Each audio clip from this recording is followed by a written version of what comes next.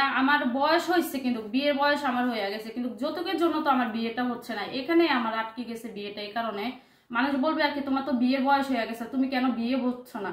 তো আমি বিয়ে বসবো কিভাবে? যদি গরিবের ঘরে জন্ম নিয়ে তো ভুল করছি, গরিবের ঘরে জন্ম নিয়ে আজকে বিয়ে হচ্ছে না। আজকে যদি বড় লোকের ঘরে জন্ম নিতাম তাহলে অবশ্যই আমার অনেক আগে বিয়ে শাদী হয়ে যেত। এটা হচ্ছে কপালের। মনে করে যে ভাইয়া এই জীবন রাখার থেকে নিজের দুনিয়ার থেকে বিদায় হয়ে যায়, এত কষ্ট।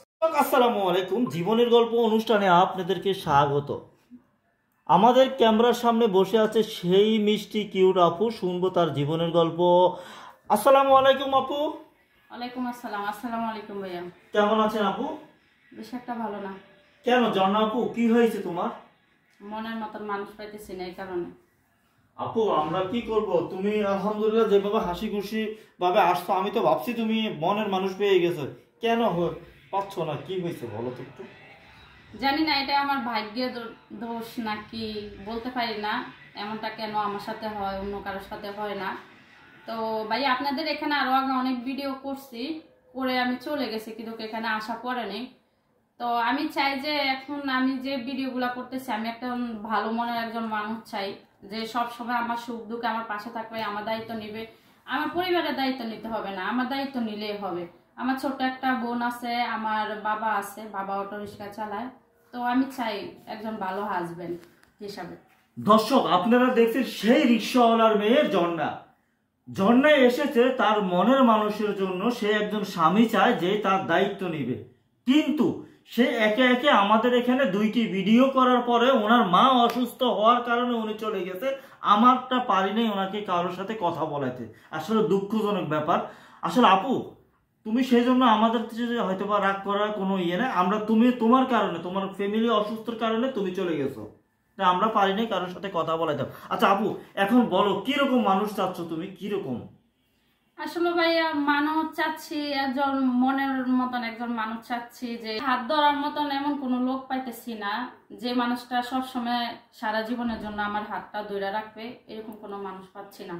এই কারণে আবারও আপনাদের এখানে আসলাম, কারণ আপনাদের এখানে তো ভিডিও করে গেছি, আমার আম্মু অসুস্থর কারণে আমার আর আশা পড়ে না ভাইয়া। ভিডিও করছে ঠিকই, কিন্তু মনের মতন মানুষ পাইনি। কিভাবে মানুষ পাবো? মানুষ কি তোমার ঘরে যেয়ে বসে থাকবে? বলো আপু, তোমার মা অসুস্থ, তুমি চলে গেছো, এখন তুমি আমাদের অফিসে থাকলে না হয়তো বা কোনো ভাই যদি খোঁজ করতো তাহলে আমরা তোমাকে খোঁজ করে দিতাম বা তার সাথে কথাই বলে দিতাম, কিন্তু তুমি তো তোমার মা অসুস্থর কারণে চলে গেছো। এখন সেই দোষ কি আমাদের, বলো আপু? না ভাইয়া, সেই দোষটা আপনাদের আমি দিচ্ছি না। দোষটা হচ্ছে যে আমার কপালের। কারণ কপালে ভাগ্য নসিবে যদি কোনো কিছু না থাকে, না হয়, আসলে অন্য কাউকে দোষ দেওয়া যায় না।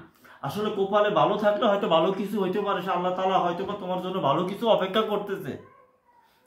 আচ্ছা আপু এখন আসলে আমি একটা ভিডিওতে তুমি বলছিলে যে তুমি একজন মানুষ চাও যার বয়স যাই হোক, আসলে কি তুমি সেই সেই জায়গাতে আছো না পরিবর্তনে আছো? না ভাইয়া, আমি পরিবর্তন হই নাই। পরিবর্তন হবো কেন? আমি গরিব ঘরের মেয়ে। আমার বাবা মা বিয়ে শাদী দিতে পারতেছে না একমাত্র যৌতুকের জন্য।